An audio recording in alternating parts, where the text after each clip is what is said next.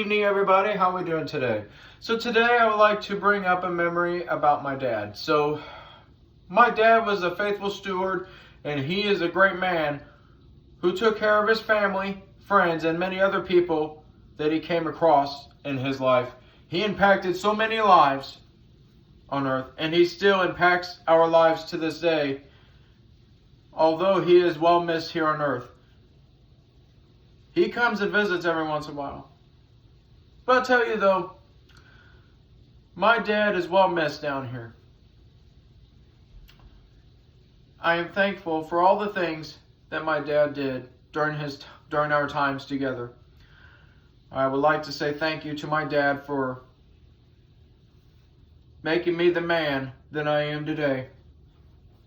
In the meantime, he was there for me at every football game and every football practice. Better yet, he taught me the true meaning of trade and how to pick up tools. And he gave me a lot of opportunities with tools. He would teach me ways to fix things as I am at that every day. And I also would like to say thank you to all the masters before me. And thank you to God for teaching me the true concept regarding trade.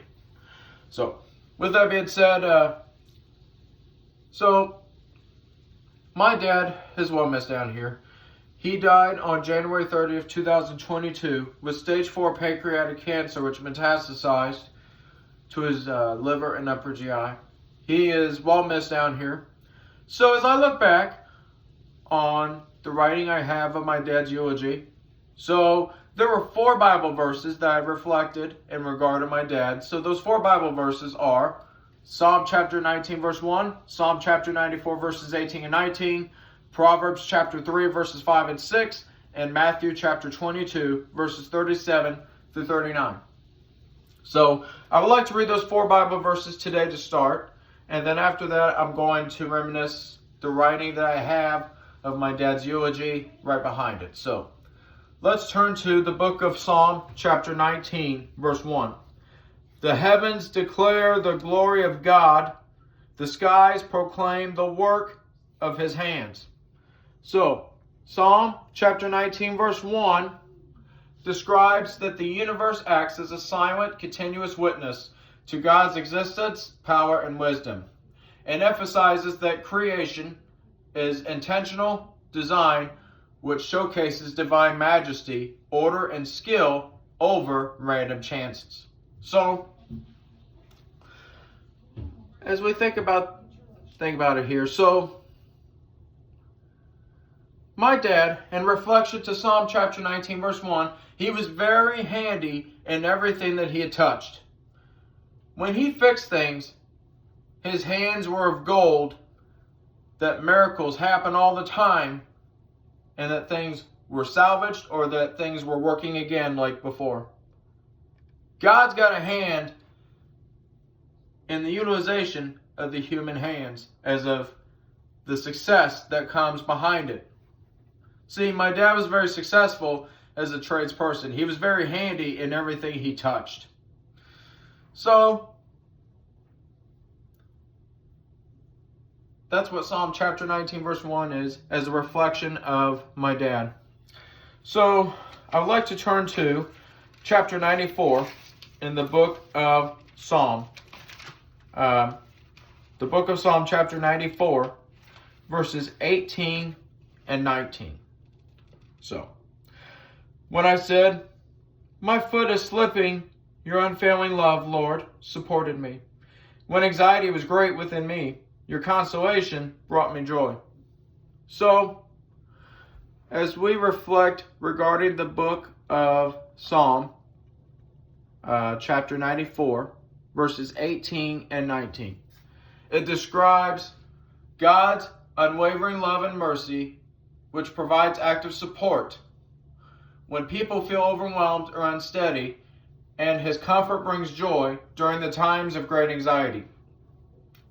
Psalm chapter 94 verses 18 and 19 mention that divine comfort and steadfast support are available to believers during personal distress, fear, or difficult circumstances. So, support in weakness. In verse 18, let's keep in mind here. When the psalmist felt their foot slipping, or in other words, failing or sinking, God's steadfast love and mercy immediately provided support and kept people from falling. Comfort and anxiety in verse 19. When eternal anxiety and cares became overwhelming, God's consolation, or in other words, comfort, acted to cheer and soothe the soul, or in other words, comfort the soul. So, joy amidst trouble.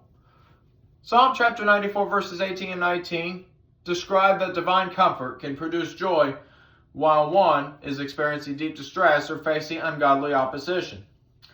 Active divine presence. God is portrayed as actively involved in holding up his people, which provides a personal, intimate refuge in times of trouble. Dependence on God. The passage encourages turning to God rather than fear when we face adversity, which means to trust in God's capacity to deliver. So, let's keep this in perspective. It is a promise that God's love is sufficient to hold believers up amidst of life's trials. Okay? So, his comfort is a source of joy. So, in reflection about my dad in the book of Psalm chapter 94 verses 18 and 19, when time came close to him dying, he felt bad when messes were happening, and he told me that when he was at Methodist Hospital getting treated for the pain of his cancer, he told me, "Son, I'm sorry. You'd have to grow up quick." When he said that to me, he knew it was his time, as his time was getting close. This was said to me on January 24th, 2022. It was after the news of palliative care or hospice broke to us. So, that's what I would be describing in regard to my dad about Psalm chapter 94 verses 18 and 19. So, sorry. Let's turn to the book of Proverbs as we read chapter 3 verses 5 and 6. Trust in the Lord with all your heart and lean not on your own understanding. In all your ways submit to him, and he will make your path straight. So, in regard to the book of Proverbs, chapter 3, verses 5 and 6, it reveals a call to complete reliance on God, which defines that giving God your total faith. It's not just relying on your own limited wisdom. We need to acknowledge God in every decision. In return, God promises to guide people to the right outcome. Trust wholeheartedly. Place complete confidence in God, not just halfway, which allows God to be your God. Do not rely on yourself. Do not depend solely on your limited intellect or human reasoning, as it can be misleading or misdirecting. Acknowledge God always. Include God in every aspect of your life, no matter if it's big or small, which recognizes his sovereignty. He will direct you. So the promise is that God will guide you, making your path clear and leading you to the right destination, even though you cannot see it. But God is leading you to that destination. See, in regard to my dad, he is a faithful steward. He trusted God wholeheartedly during the entire process when it came close to the end, as of before his death. As times were hard, he was in so much pain. With cancer, he would say, "It's getting close to my time. This is it. He knew it was coming close to his time. It was hard for me and for everybody else to accept the fact that this is it. Reality hits hard sometimes. It is a hard pill to swallow. So, the whole point is my dad is well missed in every aspect of life. I miss giving him a hug. I miss telling him I love him. I miss watching football games with him. I miss doing projects with him. So, last Bible verse, let's turn to the book of Matthew. Chapter 22, verse 37 through 39. So, which mentions, Jesus replied, "Love the Lord your God with all your heart and with all your soul and with all your mind. This is the first and greatest commandment. And the second is like it, love your neighbor as yourself." So, the book of Matthew, chapter 22, verses 37 through 39. Okay? It mentions here, Jesus identifying the greatest commandments to love God with all your heart, soul, and mind, and to love your neighbor as yourself. So, these three verses pinpoints the core of the law, which emphasizes that love for God and other people is the foundation of faith and spiritual life. So the first commandment, which are in verses 37 and 38, Jesus states, "Thou shalt love the Lord thy God with all thy heart and with all thy soul and with all thy mind." That right there is described as the primary, most important commandment, which requires total devotion of one's emotions, life, and intellect to God. The second commandment in verse 39, Jesus adds on here, "And the second is like unto it, thou shalt love thy neighbor as thyself." So this involves showing the same care, empathy, and respect for others that one desires for themselves, which reflects God's image in every person. So the significance of all this together, so these two commands summarize all the teachings of the scriptures, acting as a guide for living. Loving God is inseparable from loving others, and doing so fulfills the purpose of the law. Matthew chapter 22, verses 37 through 39 mentions, for believers, focusing on these two commandments is paramount. So, as I go on, my dad always took care of his neighbors. And he took care of other people. He took care of our family on everything. He, when we would have so much snow outside,